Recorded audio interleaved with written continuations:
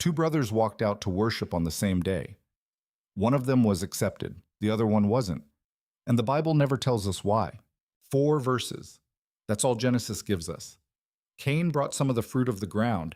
Abel brought the firstborn of his flock. God had regard for Abel and his offering, but for Cain and his offering, he had no regard. Then the text moves on as if nothing needs explaining. But something does need explaining, because Cain didn't just walk away disappointed. He walked away and killed his brother. The first murder in human history started with a rejected offering, and for 3,000 years people have been arguing about what exactly Cain did wrong. You've probably heard an answer. Maybe you were told it was about blood, that God wanted an animal sacrifice and Cain brought vegetables. Maybe you heard it was about quality, that Abel gave his best and Cain gave leftovers. Maybe you heard it was about the heart, that vague answer people give when they don't want to commit to anything. Here's the problem. 2 of those answers fall apart the moment you press on them. And the third one is right, but almost nobody explains why it's right, because the proof isn't in Genesis at all. So let's do this properly. Let's read what the text actually says, word by word. Let's take the 3 big explanations seriously, including the ones I think are wrong, and see which one can survive contact with the rest of Scripture. And then let's talk about the part of this story that almost nobody preaches, because what happens after the rejection is stranger and kinder and more unsettling than the rejection itself. Let's start where Genesis starts. The world Cain and Abel were born into was already broken. Their parents had been driven out of a garden. Their mother had been told that childbearing would come with pain. Their father had been told that the ground itself would fight him, thorns and thistles, sweat and toil, until he returned to the dust he came from. So when Genesis chapter 4 opens, we're not in paradise. We're in the aftermath. And the first thing that happens in the aftermath is a birth. Eve gives birth to Cain, and she says something remarkable. I have gotten a man with the help of the Lord. There's hope in that sentence, maybe more than hope. Some scholars think Eve believed this child might be the one, the offspring promised back in chapter 3, the one who would crush the serpent's head. If that's right, then Cain was born carrying an expectation, the firstborn, the hoped-for one, the hoped for. Then Abel is born, and the text says almost nothing about him. No speech from Eve, no declaration, just a name, Hevel in Hebrew, a word that means breath or vapor, or something that vanishes before you can hold it. The same word Ecclesiastes uses over and over for the fleeting nature of everything. His name was a foreshadowing. The brothers grow up and take different work. Abel becomes a keeper of sheep. Cain becomes a worker of the ground. Notice something there. Cain took up his father's curse. The ground was the cursed thing. The ground was where the thorns came from. Cain spent his life fighting the soil that God had cursed, and there's no indication in the text that this was wrong or lesser. Someone had to farm. Adam farmed. Cain farming the ground is Cain doing the family work. Then comes the verse that starts everything. In the course of time, Cain brought to the Lord an offering of the fruit of the ground, and Abel also brought of the firstborn of his flock and of their fat portions. Read those 2 lines again, slowly, because the difference between them is the entire argument. Cain brought an offering of the fruit of the ground. That's it. No adjective, no description. Fruit of the ground, the raw category of what he grew. The Hebrew word for his offering is mincha, which is a general term, a gift, a tribute. It's the word you'd use for a present brought to a king. Nothing about it is wrong. Now Abel. Abel brought of the firstborn of his flock and of their fat portions. 2 specifications, both loaded. Firstborn, bekorot. Under the law that God would later give Israel, the firstborn belonged to God by right, the first and best of what the flock produced. Fat portions, chelev. In Leviticus, the fat is specifically the part reserved for God, burned on the altar, never eaten. The richest part, the part you'd want for yourself. So Abel didn't just bring sheep, he brought the first ones and the best parts of them. And Genesis takes the time to tell us that, while telling us nothing comparable about Cain. That asymmetry is not an accident. Hebrew narrative is famously economical. It doesn't waste words. When a writer gives you 2 parallel actions and describes one in detail and the other in bare summary, he is pointing at something. And then comes the verdict. The Lord had regard for Abel and his offering, but for Cain and his offering he had no regard. Stop there. Look at the word order. Not God had regard for Abel's offering. God had regard for Abel, the person, and his offering. And he had no regard for Cain, the person, and his offering. The man comes first in both sentences, both times. The offering is second, attached to the man like a shadow. Hold on to that. We're going to come back to it, and when we do, it's going to answer the whole question. But first, we have to deal with the explanations. Because if the word order settled it, nobody would have argued about this for 3 millennia. Let's take the argument seriously, starting with the one you've probably heard the most. The first explanation is the blood theory, and it goes like this. God requires blood for sin. Hebrews chapter 9 says that without the shedding of blood there is no forgiveness. Back in Eden, God himself killed animals to clothe Adam and Eve. The first death in the Bible, done by God's own hand to cover human shame. So the pattern was established before Cain was ever born. Sin costs blood. Abel brought an animal. Blood was shed. Cain brought produce. No blood. Therefore, Cain's offering was rejected because it was the wrong kind of offering, a bloodless one, an attempt to approach God on his own terms with the work of his own hands. I want to be fair to this view because it's not stupid. It fits a real biblical pattern. The entire sacrificial system points towards substitution and death. The cross is the endpoint of that logic, and there's something genuinely satisfying about seeing it foreshadowed in the very first act of worship in human history. But it has a problem. And the problem is Leviticus.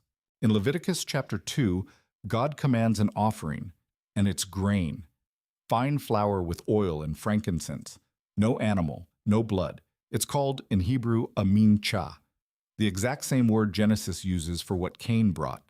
God not only permits a grain offering, he commands it. He gives instructions for how to prepare it. He calls it a pleasing aroma to the Lord. So a bloodless grain offering cannot be inherently unacceptable to God. God later commanded one himself. If Cain was rejected simply for bringing produce, then God rejected in Genesis exactly what he required in Leviticus. There's a second problem, quieter but heavier. If the issue was that Cain didn't know the rules, that nobody had told him blood was required, then his rejection is unjust. God would be condemning a man for failing a test he was never given. And when God speaks to Cain a few verses later, he doesn't say you brought the wrong thing. He doesn't correct Cain's theology. He asks about Cain's face. So the blood theory captures something true about the Bible's larger story. But it doesn't explain this text. Something else is going on. The second explanation is the quality theory, and this one is stronger. The argument is simple. Look at the adjectives. Abel brought firstborn and fat portions. Cain brought fruit of the ground. Abel gave the first and the best. Cain gave something, unspecified. Possibly whatever was convenient, possibly the leftovers, after he'd set aside what he wanted. This reading takes the imbalance in those two descriptions seriously, which is exactly the right instinct. The narrator is doing something deliberate. He wants you to feel the difference in weight between them. And it connects to a theme that runs through the whole Bible. God consistently claims the firstborn son, the first fruits of the harvest, the first day of the week. Not because he needs it, but because what you give first reveals what you actually value. Anyone can give God the remainder. Giving the first means trusting that there will be enough after. The prophet Malachi builds an entire indictment on this. Israel was bringing God blind animals, lame animals, sick animals, technically correct sacrifices, ritually valid, but the ones nobody wanted. And God says, try offering that to your governor. See how that goes. So the quality theory is doing real work. It explains the text's word choices, and it fits the shape of biblical worship. But here's where it runs out. It's an argument from silence. Genesis never says Cain's produce was inferior. It never says he held back the best. We're inferring that from what the text doesn't say, an inference from silence is the weakest kind of evidence there is. And notice, again, what God actually says to Cain afterward. He doesn't say bring better fruit. He doesn't say try again with the first of the harvest. He says something far more personal and far more disturbing, which brings us to the third answer. And the third answer isn't in Genesis at all. Hebrews chapter 11, verse 4.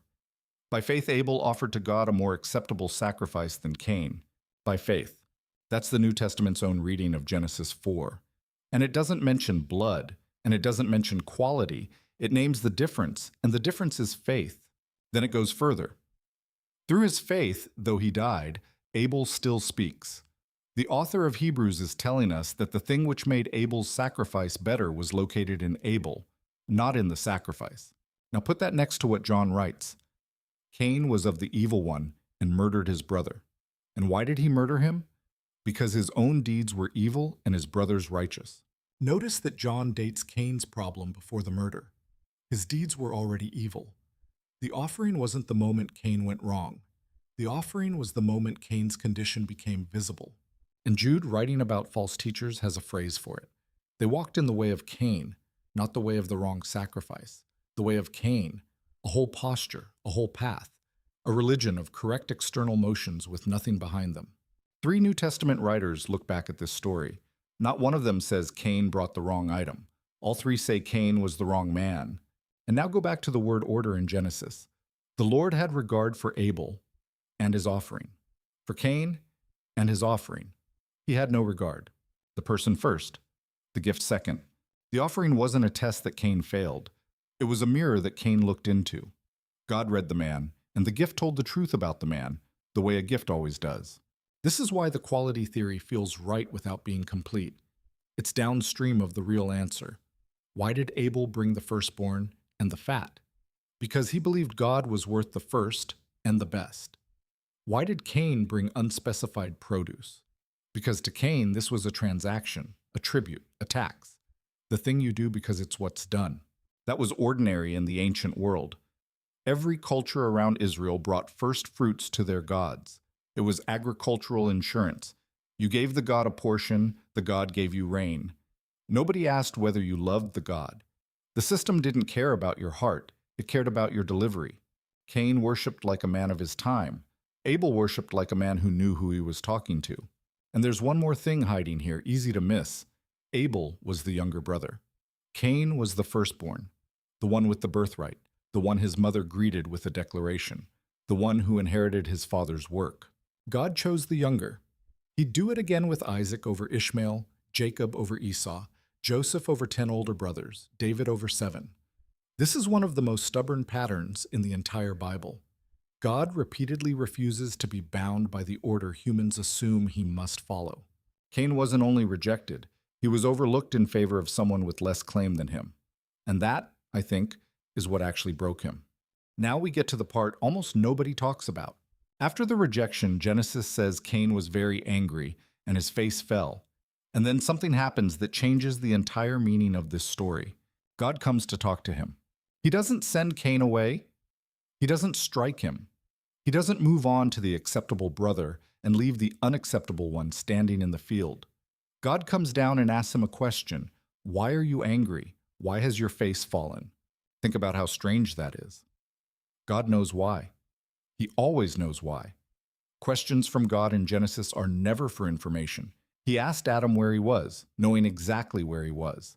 These questions are invitations. They open a door and wait to see whether the person will walk through it. And then God tells Cain plainly that this is fixable. If you do well, will you not be accepted? That sentence should stop us. It means the rejection was never final. It means there was a path forward, and God laid it out loud enough for Cain to hear. Whatever was wrong could be made right. This wasn't a verdict. It was a diagnosis, delivered by someone offering treatment. Then comes the warning, and the image is unforgettable.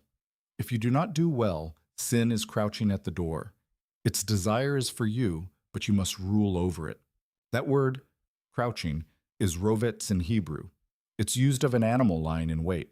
Sin isn't described as a rule you break here. It's described as a predator lying just outside the door of a man's life. Patient, waiting for the moment he stops watching. And God says, you must rule over it. Not I will rule it for you, you. Cain still had agency. The door was still closed. The thing outside hadn't come in yet. We know what Cain did with that. He said to his brother, let us go out to the field. And when they were in the field, he rose up against him and killed him. Here's what I want you to see. The rejection of the offering did not destroy Cain. God rejected the offering and then immediately offered Cain a way back. What destroyed Cain was what he did with the rejection.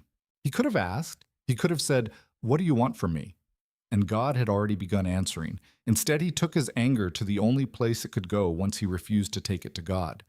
He took it to the person who had what he wanted. And even then, even after the murder, look at what happens. God asks another question. Where's your brother? Another open door. Cain slams it. Am I my brother's keeper? Cain is cursed and driven out, but he says the punishment is more than he can bear, that anyone who finds him will kill him. And God, the God who has just cursed him, puts a mark on him to protect him. He gives a murderer a guarantee of safety. The story of Cain is not the story of a God looking for a reason to reject someone. It's the story of a God who keeps opening doors for a man who keeps closing them. So here's where we land. Cain's offering wasn't rejected because it was bloodless. Leviticus rules that out. It probably wasn't rejected because the produce was second-rate, though that may have been the visible symptom. It was rejected because of what it revealed about the man holding it. And Hebrews says the missing thing had a name, faith. God looked at Abel and then at Abel's offering. He looked at Cain and then at Cain's offering. The order never changes anywhere in Scripture. The gift is always second. The gift is always a report on the giver, which turns this ancient story into an uncomfortably present question. Because most of us, if we're honest, are more comfortable with the blood theory or the quality theory. Those are questions about the offering. Bring the right thing. Bring a better thing. Those are solvable problems. You can fix an offering in an afternoon. But if the offering was only ever a mirror, then the question was never what Cain brought. The question was who was doing the bringing. And that one you can't fix in an afternoon.